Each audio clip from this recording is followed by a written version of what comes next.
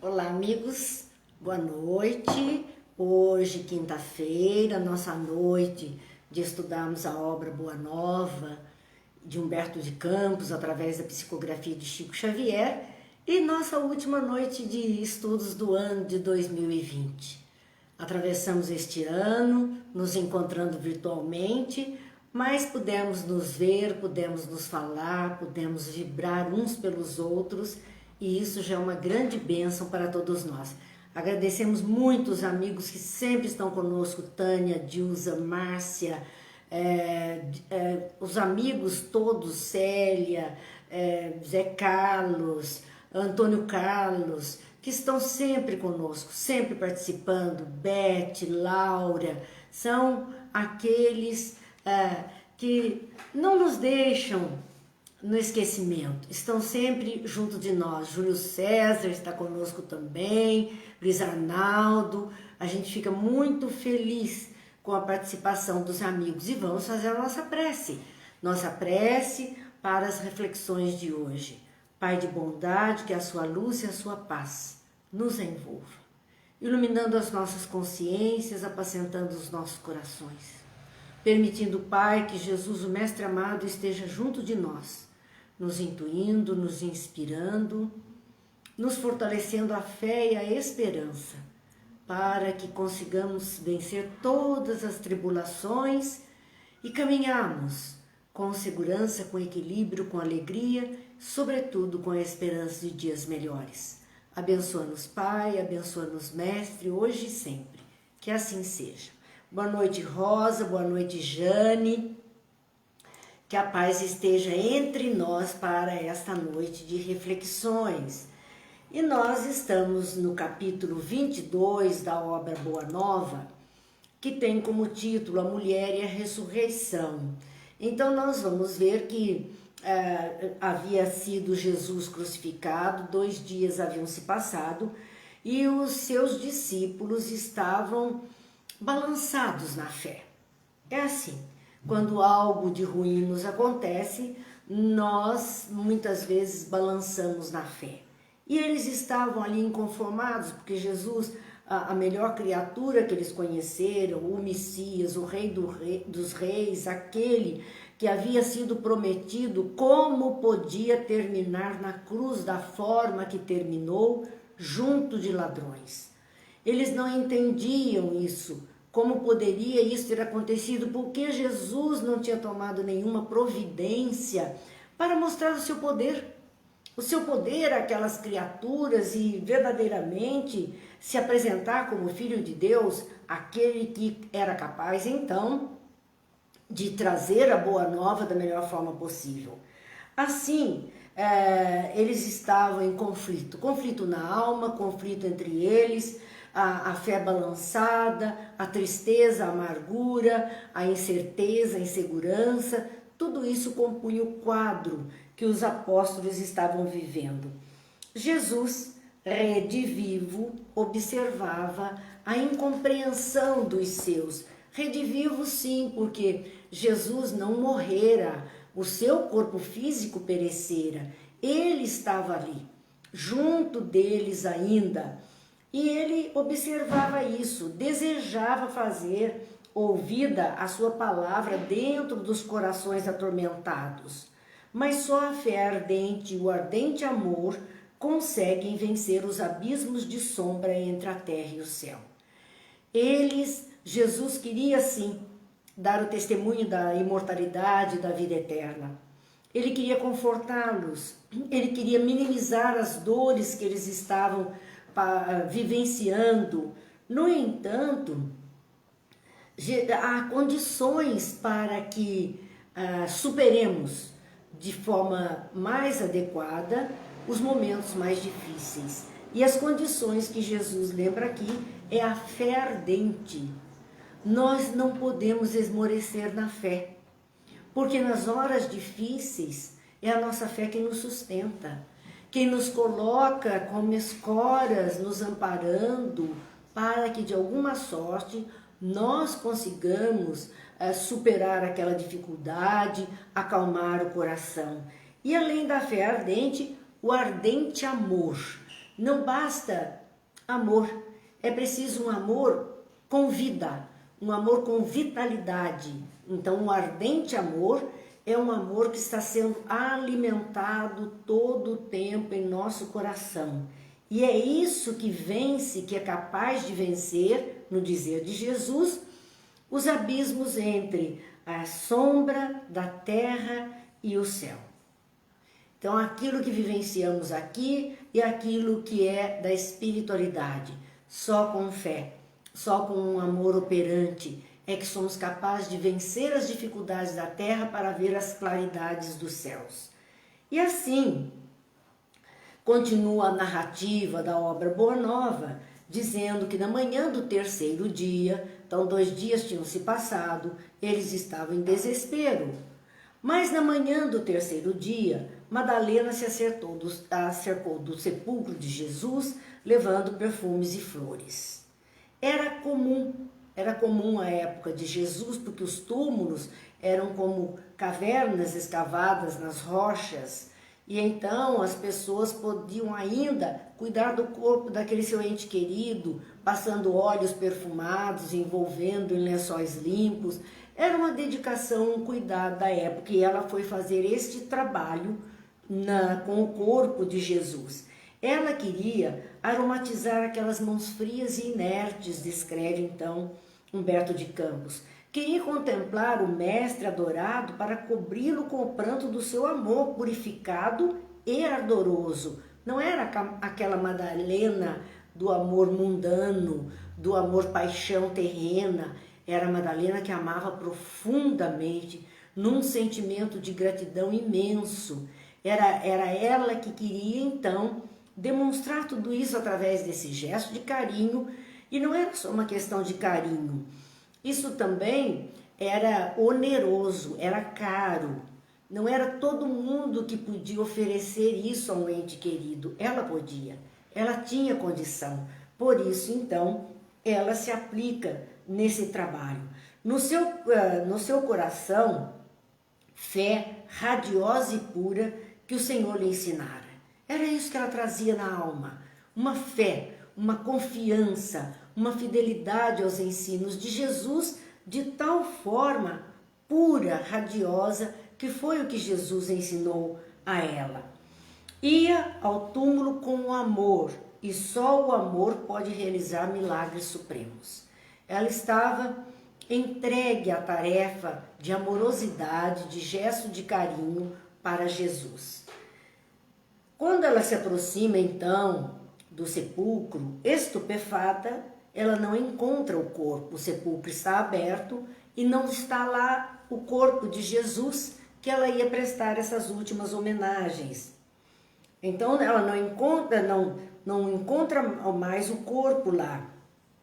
Quando ela está assombrada, quando uma voz carinhosa e meiga exclamou brandamente aos seus ouvidos: Maria. Ela ouviu aquela voz suave, tranquila, tão próximo dela. Chamou por Maria. Ela supôs ser o jardineiro, porque aqueles locais de túmulos, de cavernas, como os cemitérios atuais têm os zeladores, à época era tudo como um grande jardim, um ambiente sagrado, bem cuidado, então tinha aquele cuidador que seria um jardineiro. E ela entendeu que era um jardineiro que estava ali. Mas em breves instantes, ela reconheceu a voz inesquecível do mestre, que lhe contemplava o sorriso. Jesus sorria para ela, chamando-a pelo nome, Maria. E ela então se encanta diante daquela cena, daquele testemunho da imortalidade que ele está dando. Quis atirar-se aos seus pés. Foi o primeiro desejo, lançar-se de joelhos diante dele. Quis beijar-lhe as mãos, ela quis tocá-lo, ela quis se aproximar. Porém, com um gesto de ternura, Jesus a afastou, esclarecendo: não me toques, ainda não fui ao meu Pai que está nos céus. Nós sabemos que entre o corpo físico e o corpo espiritual existe uma energia que dota de vitalidade e que, ao desencarnar, ela leva ainda uma energia vital algum tempo para se dissipar, para se diluir. Jesus disse: não me toque, eu ainda não fui ao Pai. Então nós não sabemos se seria esses resíduos de energia do corpo físico que ele ainda estava portador, ou se ao tocá-lo, ela, através da carne, do corpo físico, poderia macular o seu corpo espiritual, ainda que envolto em todo o amor, mas são matérias distintas, campos vibracionais distintos, e ela poderia, de alguma forma, interferir nesse campo, desarmonizar um pouquinho esse campo vibratório de Jesus. Esse eu ainda não fui ao Pai. Porque lembram-se que quando esta semana nós estávamos vendo sobre a perturbação na desencarnação ou na reencarnação, não é só uma perturbação mental, porque no caso de Jesus ele não tinha essa perturbação mental. Ele era plenamente consciente do estado de encarnado ou desencarnado, do fenômeno da morte e da vida que continua. Mas há uma perturbação também material dos campos, dos componentes materiais dos nossos corpos espirituais. Então, por conta disso, é que nós temos que... Ela não podia tocá-lo, não podia imiscuir-se nos seus campos vibracionais para não alterar qualquer um deles. Havia um estado de perturbação, de acomodação desses campos, mesmo para o corpo de Jesus.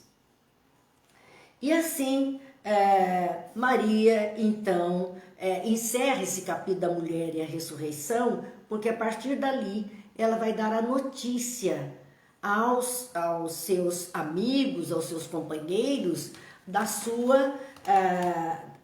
ressurreição do Cristo, da volta de Jesus após a sua desencarnação.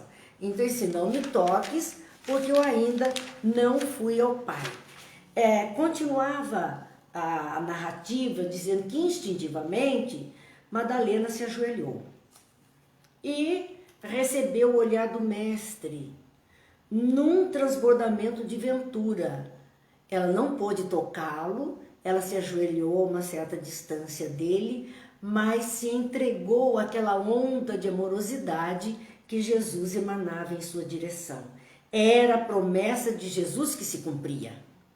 Porque ele dizia: a morte não existe, a muitos morar na casa do Pai, eu me vou, mas rogarei ao Pai, ele vos mandará, eu nunca vos deixarei sós. Foram tantas promessas de Jesus no sentido de uma continuidade do existir e de uma presença constante junto dos seus, e agora ela era testemunha disso. Ela estava ali testemunhando todas aquelas promessas de Jesus. A realidade da ressurreição era a essência divina que daria eternidade ao cristianismo, porque foi esse ponto alto, vamos dizer. Nós temos a crucificação como o encerramento da vida física de Jesus, mas o ponto alto que sustentou todo o cristianismo e o discurso do Cristo é a ressurreição dele. É ele poder demonstrar, ter demonstrado a todas as criaturas que a morte não existe, que há um reino dos céus, tanto que ele diz: eu ainda não fui até o Pai, eu ainda não cheguei onde preciso chegar. Ele está falando de uma continuidade desse existir, e isso é que deu então essa eternidade ao cristianismo, que é a mensagem do Cristo. Ele garantiu ser verdade tudo aquilo que ele ensinou. Com esta cena da ressurreição, ele provou, ele garantiu que tudo o que ele dizia era verdadeiro. Isso deu ao cristianismo uma base muito forte, onde as pessoas não duvidavam mais. Vamos lá. Boa noite, Júlio, Mara, Isabel, Zuim, Dirceu, George. Boa noite a todos os amigos que estão conosco nesse instante. É sempre motivo de alegria. Regiane, Lourdes, que está conosco também. É muita alegria para nós, Ivete, Edith, Jane estão conosco, Terezinha, todos amigos juntos, Matilde. É muito bom quando nós estamos juntos e falando de Jesus e falando no momento que estamos encerrando o ano, Jesus garantindo essa continuidade de uma vida plena, dando um testemunho da imortalidade para todos nós, fortalecendo a fé, a esperança nos corações. Então, e essa cena de Jesus, esse testemunho, foi extremamente importante para alicerçar muito bem o cristianismo nascente. A mensagem da alegria ressoou na comunidade inteira.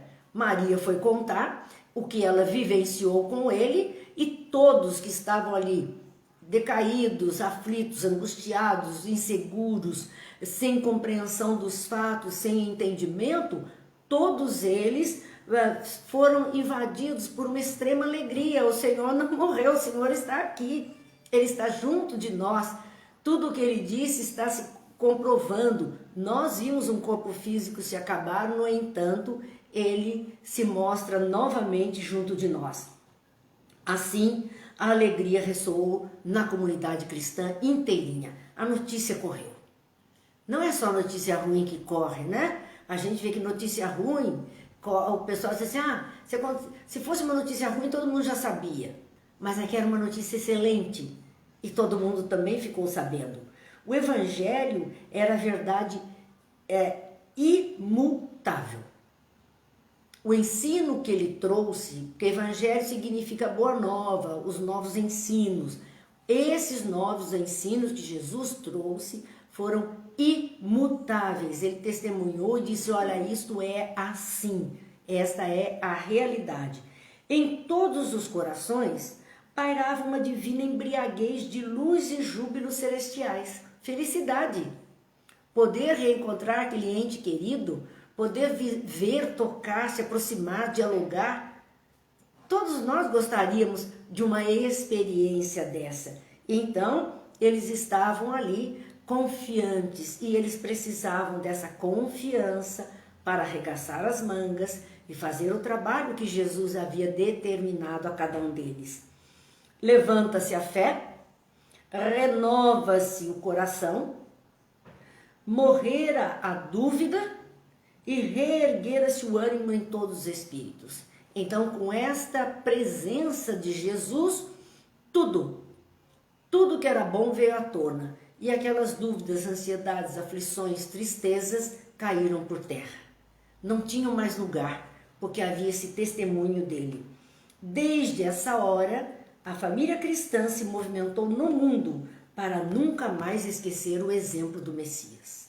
Desde essa hora, eles verdadeiramente assumiram o papel do trabalho com Jesus pelo bem de todas as criaturas, sem mais dúvidas, sem esquecer os exemplos de Jesus. Então, assim encerra-se esse capítulo com esse papel fundamental de Maria de Magdala, nesse grande finale que vem encerrando a peça vivida por Jesus na carne, mas iniciando a peça do Jesus redivivo entre nós. E vamos então para o capítulo 23, porque faltava aquele pouquinho para terminarmos o capítulo 22. Boa noite, Lourdes, boa noite, Matilde, com um oi todo alegre, Eliana, boa noite. Sejam todos bem-vindos, é uma alegria quando estamos juntos. Nesse capítulo 23 tem como título O Servo Bom. O Servo Bom. Um capítulo bastante interessante, porque estava ainda, ele se refere, esta obra de Humberto de Campos, a Boa Nova, ela não está numa ordem cronológica dos fatos. Não é porque acabamos de ver a crucificação e a ressurreição do Cristo que a história se encerrou ali e tudo o que vier é depois desse fato. Não. São fatos soltos, acontecidos, colocados na ordem da vivência para nós, e das lições que precisamos aprender em cada uma delas. Então, o capítulo 23 do servo bom, Jesus estava aqui encarnado entre nós. E havia uma polêmica entre os seus discípulos a respeito da riqueza. Eles entendiam que era necessário, quer dizer, o bom discípulo, o bom seguidor de Jesus, porque Jesus não tinha apego às coisas materiais, eles entendiam que não podia ser rico, que quem tivesse a riqueza tinha que distribuir por todos. E isso estava gerando muita polêmica entre eles. Então, narra Humberto de Campos, a condenação das riquezas se firmaria no espírito dos discípulos de tal forma que várias vezes Jesus foi obrigado a interferir de maneira a pôr termo às contendas injustificáveis. Primeira lição para nós é essa questão de queremos colocar determinados comportamentos, aqui era o primeiro núcleo cristão. Então vamos pensar nos núcleos cristãos, colocando alguns comportamentos que nós entendemos ser o mais correto, obrigando outras pessoas a cumprir cegamente aquilo. E muitas vezes levando a discussões, a polêmicas, desentendimentos. Então Jesus estava observando os seus discípulos com essa ideia tão arraigada de condenação das riquezas, porque parece que tem que fazer voto de miserável, de pobreza intensa, e não é isso. O Evangelho, em momento algum, condena a pessoa por ter possibilidades, por ter riquezas, por ter como sobreviver. Ele só pede, é pedido, que aquele que tenha muito e que tem o direito de ter, porque trabalhou, porque lutou, porque conseguiu de alguma forma o seu bem patrimonial, material, que ele não se esqueça daqueles que nada têm, daqueles que estão passando dificuldade. É só isso. Diz lá que nós podemos ter do necessário e até do supérfluo. Apenas não devemos esquecer aqueles que nada têm, ou aqueles que têm menos, aqueles que necessitam. É um olhar e uma atenção e um cuidado para com aqueles que estão vivendo uma dificuldade momentânea. Apenas isso. Não há condenação em viver bem, em estar bem, em ter suas posses e até o supérfluo, como diz o Evangelho. Se você pode, se você tem renda suficiente para isso, tudo bem. Mas lembre-se daqueles que estão necessitados de um mínimo para continuar sobrevivendo, que naquele momento precisam de uma ajuda. Então é só isso que o Evangelho nos pede, que não deixemos de olhar para este lado e atender algumas necessidades. Mas os discípulos entendiam de forma... Sempre o radicalismo é ruim. Eles queriam ser radicais na questão da riqueza, condenando a riqueza. Quem quisesse seguir Jesus tinha que entrar na qualidade miserável. E isso não era, então, verdadeiro. E aqui, Jesus algumas vezes tem que interferir para poder acalmar os ânimos e esclarecer. Então há um diálogo, segue um diálogo entre os discípulos a respeito desse assunto, nesse capítulo 23, que tem o título Servo Bom. Primeiro que está falando é Tadeu, Judas Tadeu, que de quando em quando parecia querer impor aos assistentes das pregações a entrega de todos os bens aos necessitados. Ele era radical. Judas Tadeu ia fazer sua pregação e de vez ou outra ele queria que todo mundo que estivesse ouvindo a pregação entregasse todos os seus bens para aqueles que necessitavam.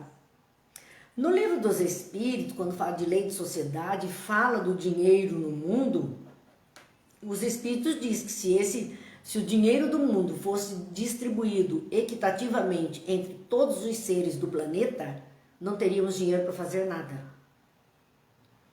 Todos ficariam pobres, simplesmente porque não era suficiente para se fazer qualquer coisa. Não daria. É preciso o dinheiro circular, a riqueza circular.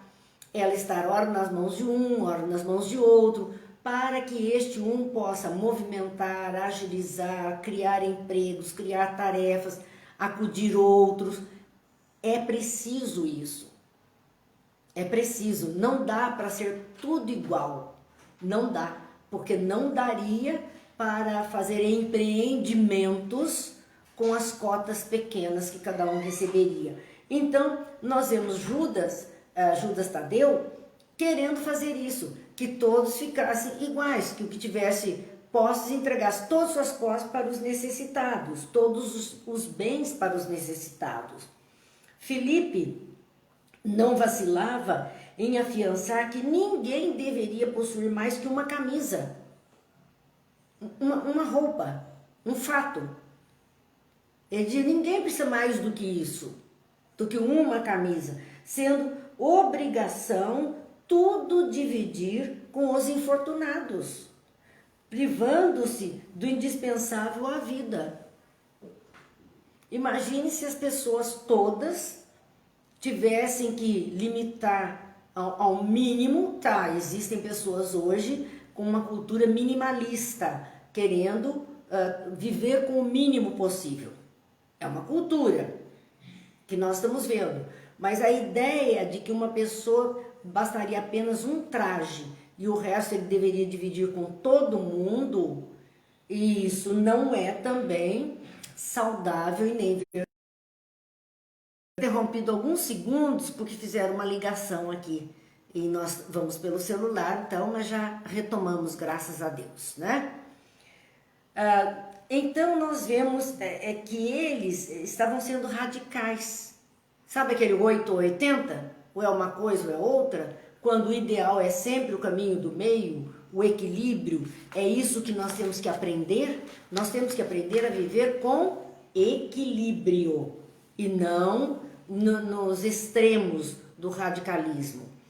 Levi, né, que é Mateus depois, Levi diz, e quanto ao pobre que nos surge somente nas aparências? Porque eles discutiam, olha, tem que dar tudo que você tem. O outro assim, ó, as roupas, você vai se livrar de tudo, vai ficar com uma troca e vai dar tudo também.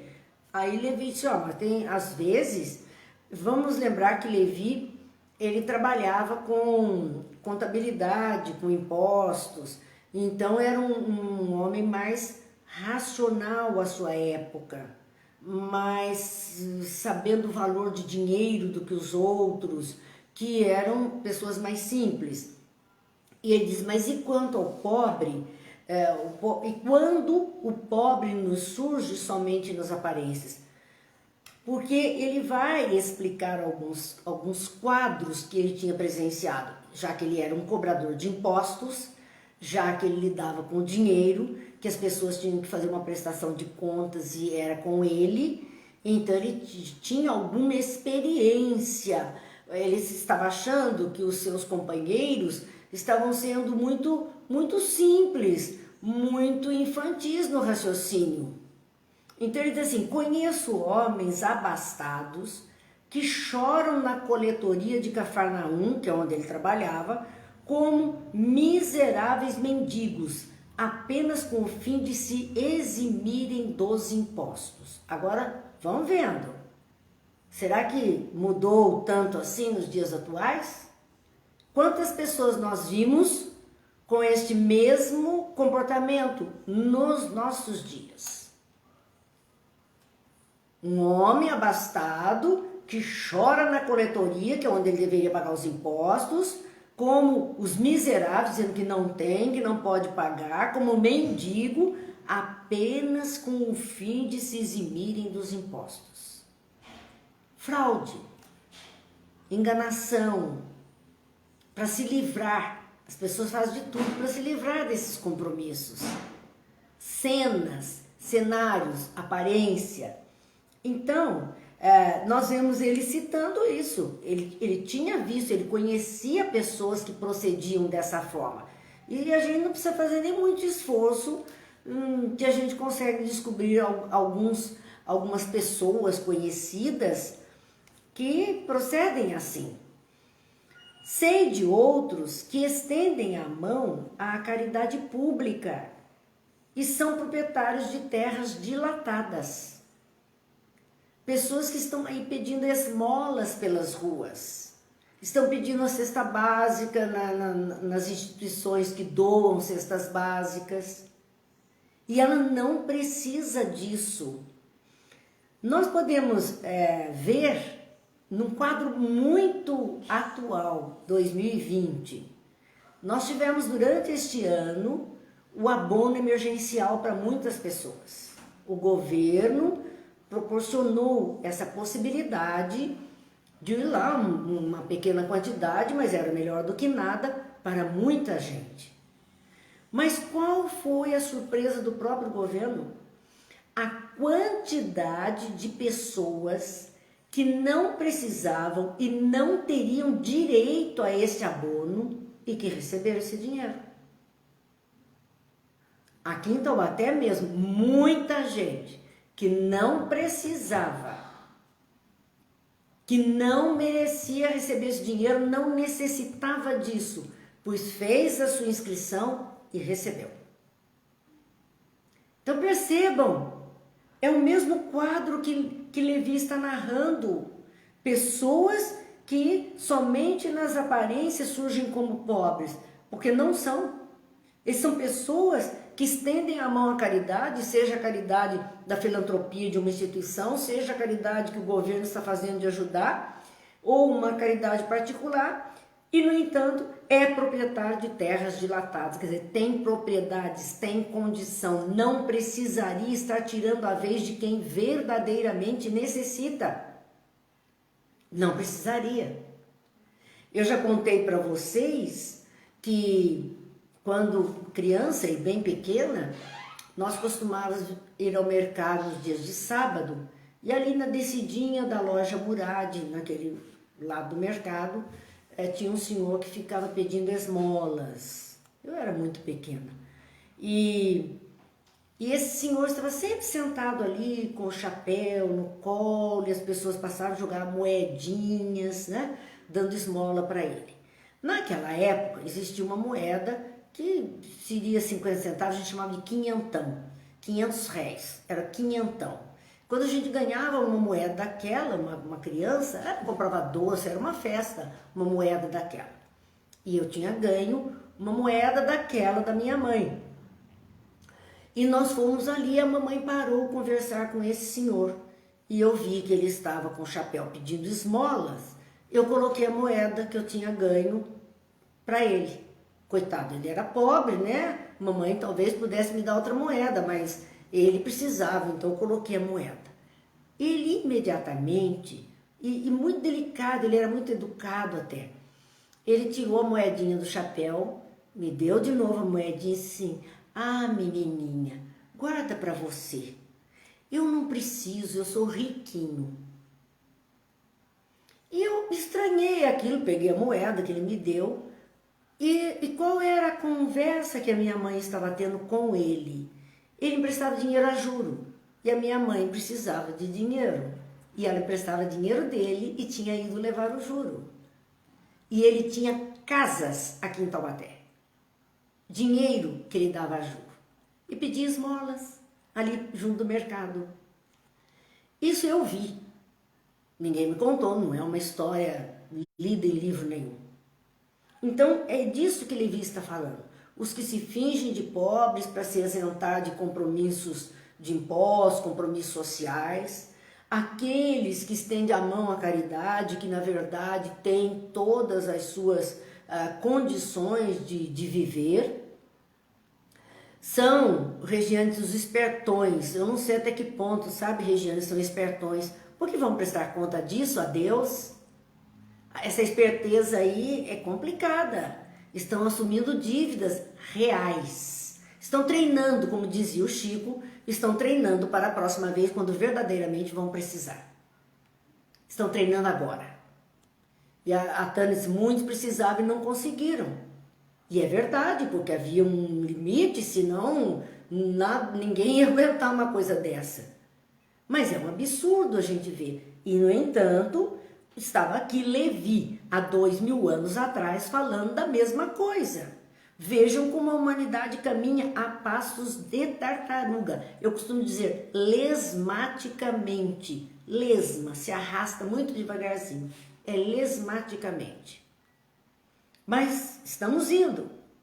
Uns acordam e seguem mais rápidos, né?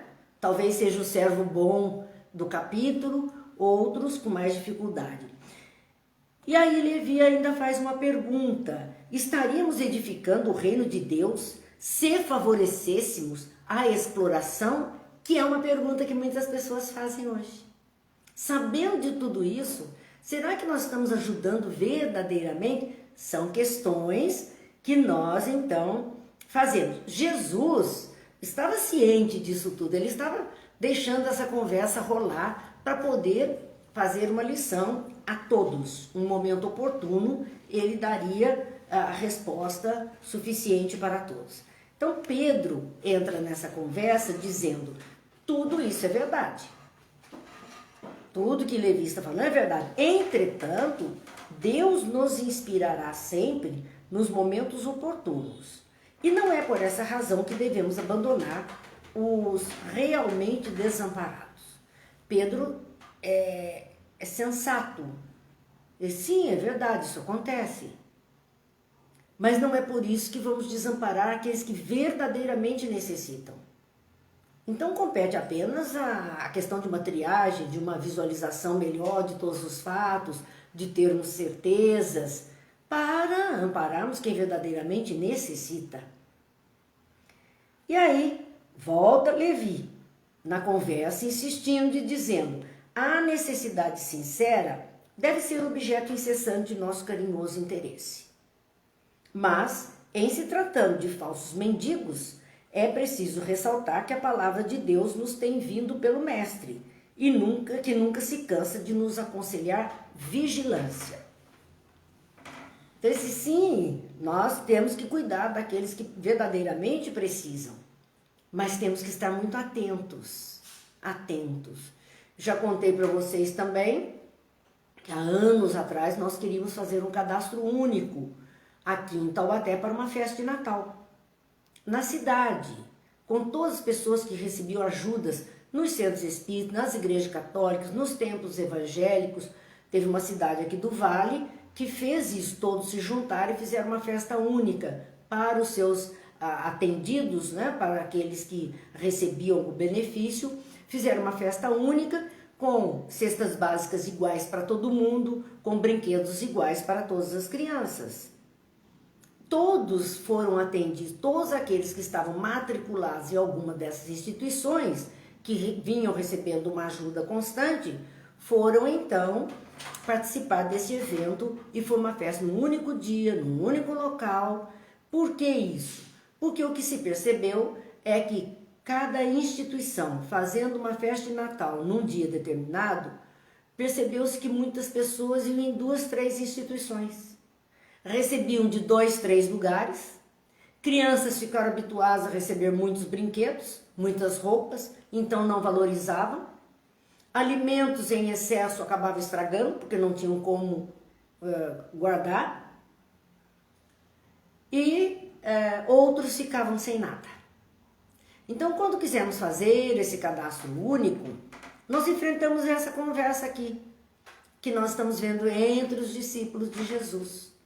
Porque algumas casas concordaram em passar a lista dos seus assistidos, para que nós fizéssemos um cadastro único no município. Mas algumas outras, não. Os meus pobres eu não passo o nome para ninguém. Então, não tivemos como realizar isso, que seria uma medida onde todos receberiam igual e uma única vez, não precisando receber mais, e outras pessoas poderiam ser incluídas, outras que verdadeiramente necessitassem poderiam ser incluídas. Então é disto que Levi diz: a necessidade sincera deve ser objeto incessante de nosso carinhoso interesse. Sim, o cristão tem essa obrigação. Mas em se tratando de falsos mendigos, é preciso ressaltar que a palavra de Deus nos tem vindo pelo Mestre. Então, o que é que Jesus tem aconselhado? Vigilância, atenção, observação. Porque muitas vezes nós vamos alimentar um hábito nada saudável naquelas pessoas. O hábito da enganação, da mentira, da falcatrua. E depois nós queremos reclamar, né? Quando acontece lá adiante alguma coisa desse tipo, alguém está roubando tanto lá. O outro aqui em menor escala está fazendo a mesma coisa.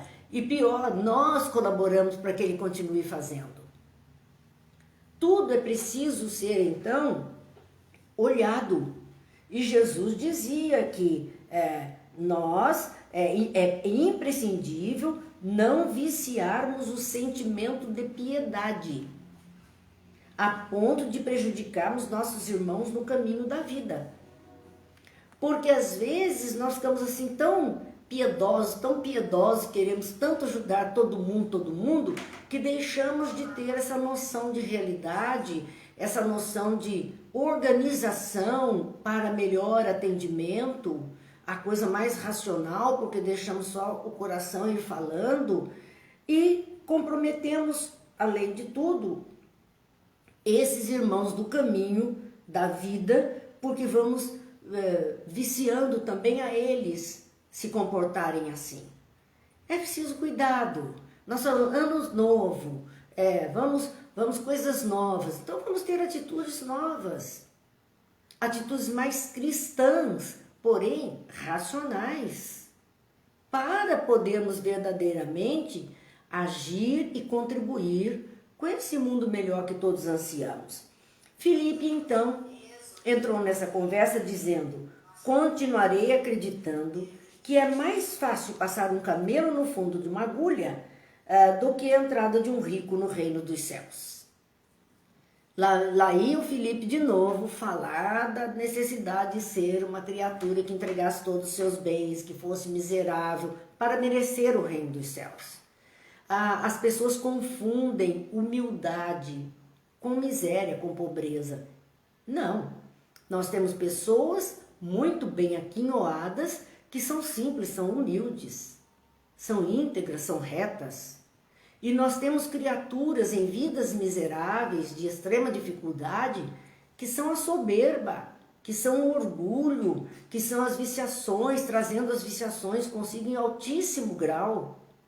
Então, humildade não é nessa aparência externa. Quando Jesus disse, não é por andar com o cilício, é que realmente mostra o sentimento. Porque a época dele, quando alguém desencarnava, os entes queridos tinham por obrigatoriedade que demonstrar a sua dor para a sociedade. E como é que era demonstrado?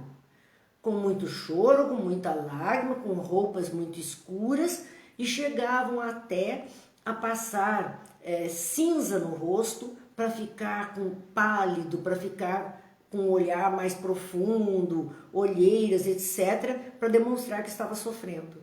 Jesus disse: olha, não é isso não.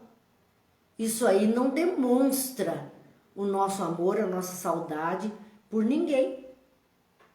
Isso aí não tem a ver, mas nós valorizamos muito essas aparências externas e nos enganamos com as pessoas por conta disso muitas vezes.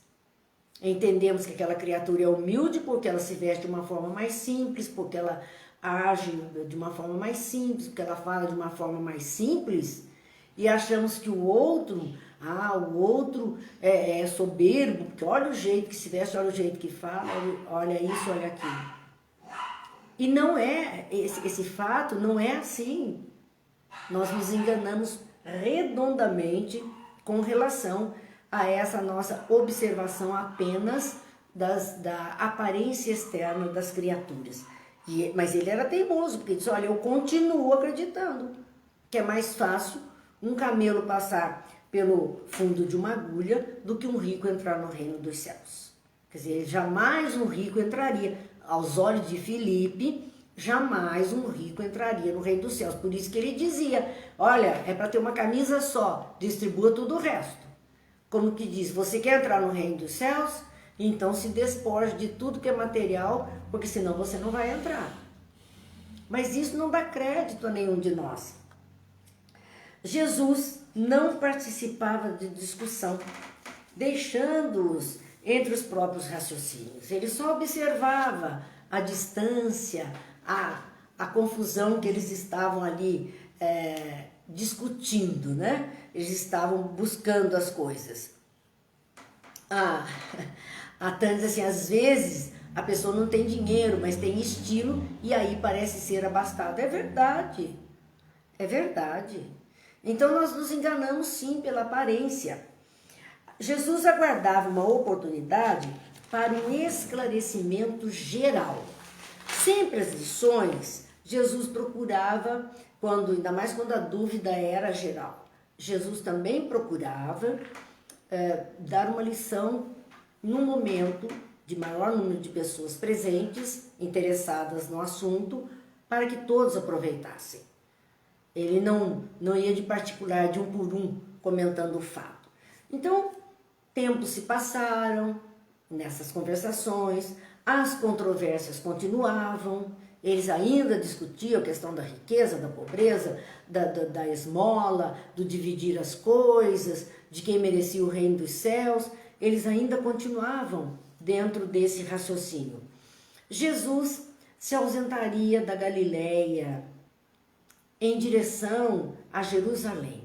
Era a última viagem que ele ia fazer. Era a última passagem dele da Galileia para Jerusalém, onde todos os fatos iam se desenrolar com a finalização na sua crucificação. Então ele saía da Galileia e ao sair ele passou por Jericó. Seria a sua última passagem por Jericó. E, claro, Jericó era como um oásis, era um pequeno vilarejo no meio do deserto, como semelhante a um oásis. E Jesus, a fama de Jesus corria por todos os lados. Então, todo aquele povo que morava em Jericó estava ali ansioso por conhecer Jesus, curioso. Havia uma grande multidão curiosa em vê-lo e elas se apinhavam nas estradas próximas a Jericó, por onde Jesus deveria passar.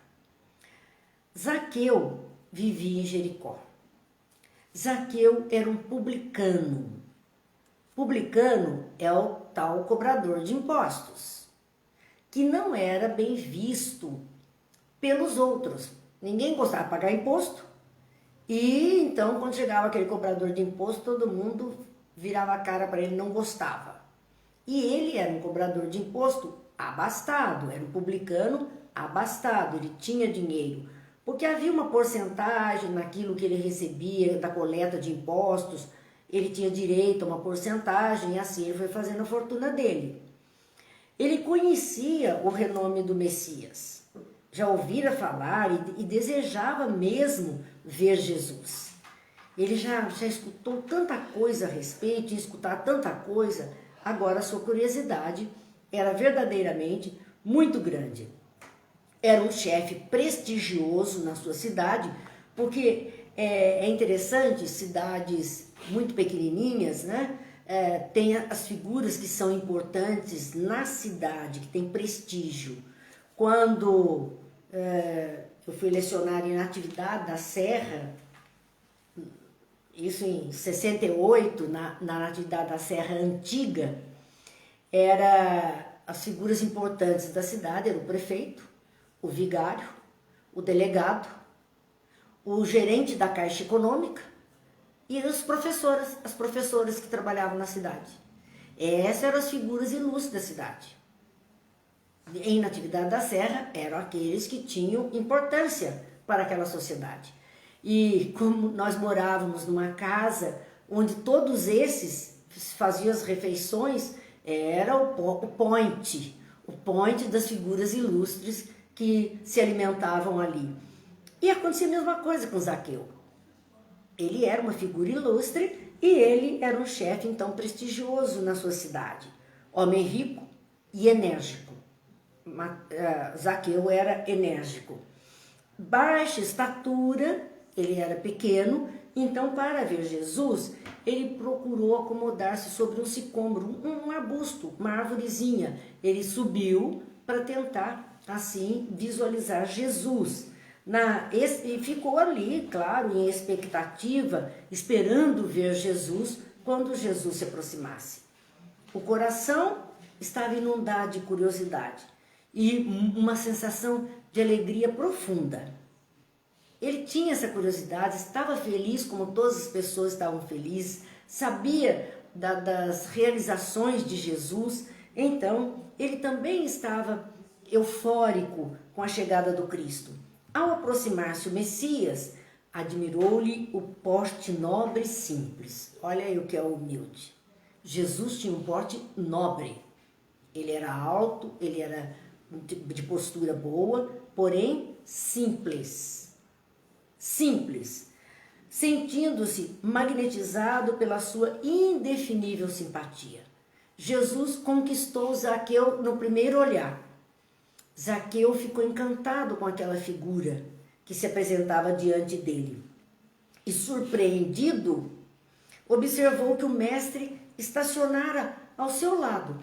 Jesus parou ao seu lado e lhe dizia: Zaqueu, desce desta árvore, porque hoje necessito de tua hospitalidade e de tua companhia.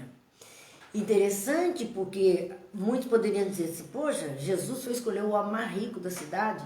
Será que ele não podia ir na casa de um pobrezinho? Ele quis a melhor casa da cidade. Mas percebam que ele disse: necessito da tua hospitalidade. Jesus não andava sozinho, ele estava com todos os seus discípulos. Ele precisava de alguém que pudesse abrigar a todos eles. A lei de hospitalidade era uma lei do judaísmo, eram obrigados a dar hospitalidade. E ele pediu, não para ele apenas, mas para todos que estavam com ele. Então ele tinha que procurar alguém que verdadeiramente pudesse atender essa necessidade. Só que ele fez um detalhe muito interessante, porque ele disse: necessito de tua companhia. Jesus precisava da companhia de alguém? Ou seria Zaqueu que precisava da companhia de Jesus, porque estava num despertamento do Espírito para algo mais positivo? O publicano de Jericó desceu cheio de júbilo, feliz da vida. Ele se sentiu honrado com o pedido de Jesus. Ele se sentiu valorizado, porque ele não era uma figura bem vista como nós vimos. E de repente Jesus está dando a ele um valor que talvez as outras pessoas não dessem. Abraçou a Jesus com prazer espontâneo e ordenou todas as providências para que o querido hóspede e sua comitiva fossem recebidos em casa com a maior alegria. Ele recebeu a todos, então precisava ser alguém que pudesse verdadeiramente fazer essa honra. Mas Filipe ele é pimentinha, ele olha as coisas e já critica. A crítica está ali na ponta da língua. Então Filipe diz assim: não se trata de um rico que devia ser condenado, porque o Filipe era a favor de toda a miséria. Zaqueu era rico. Como Jesus ia na casa de um rico? O rico não era para ser condenado? Como Jesus ia até a casa dele? Como justificar tudo isso se Zaqueu é um homem de dinheiro e pecador perante a lei? Olha como ele já julgava e atribuía o valor. Por Zaqueu ter dinheiro, ele já era um pecador diante da lei, que mandava então a caridade em extremo, e ele, nesse radicalismo todo, como nós dissemos, era 8 ou 80. Então Zaqueu estava condenado por ele a uma condição de inferno, porque era contra a lei. Meus amigos, nosso tempo passou. E não encerramos aqui o servo bom. Não encerramos, tá? Vamos continuar no próximo ano, que é a próxima semana, se Deus quiser. Aqui nós queremos apenas agradecer muito a companhia de vocês nesse ano inteiro, que estiveram conosco em todas essas noites, desde março, que nós estamos fazendo esse encontro. Então agradecemos muito a vocês e queremos desejar a todos tranquilidade, fé, confiança, esperança, saúde, alegria, união. É disso que nós precisamos. Com certeza é disso que todos nós precisamos. Que Jesus possa verdadeiramente nos amparar, para que tenhamos a força necessária em vencer as nossas dificuldades. Porque são só dificuldades, nada mais do que isso. E vamos encerrar com uma prece de Emmanuel, dizendo: Nosso Pai que está em toda parte, santificado seja o teu nome no louvor de todas as criaturas. Venha a nós o teu reino de amor e sabedoria, seja feita a tua vontade acima dos nossos desejos, tanto na terra quanto nos círculos espirituais. O pão nosso do corpo e da mente, dá-nos hoje. Perdoa as nossas dívidas, ensinando-nos a perdoar os nossos devedores, com esquecimento de todo o mal. Não permitas que venhamos a cair sob os golpes da tentação e de nossa própria inferioridade. Livra-nos do mal que ainda reside em nós mesmos, porque só em ti brilha a luz eterna do reino e do poder, da glória e da paz, da justiça e do amor para sempre. Que Deus abençoe a todos, que tenhamos um ano que já está tão próximo, mais tranquilo, mais leve, mais feliz e de maior lucidez para as nossas caminhadas. Deus abençoe, Jesus ilumine e até a semana que vem, o ano que vem, se Deus quiser e assim nos permitir. Muita paz.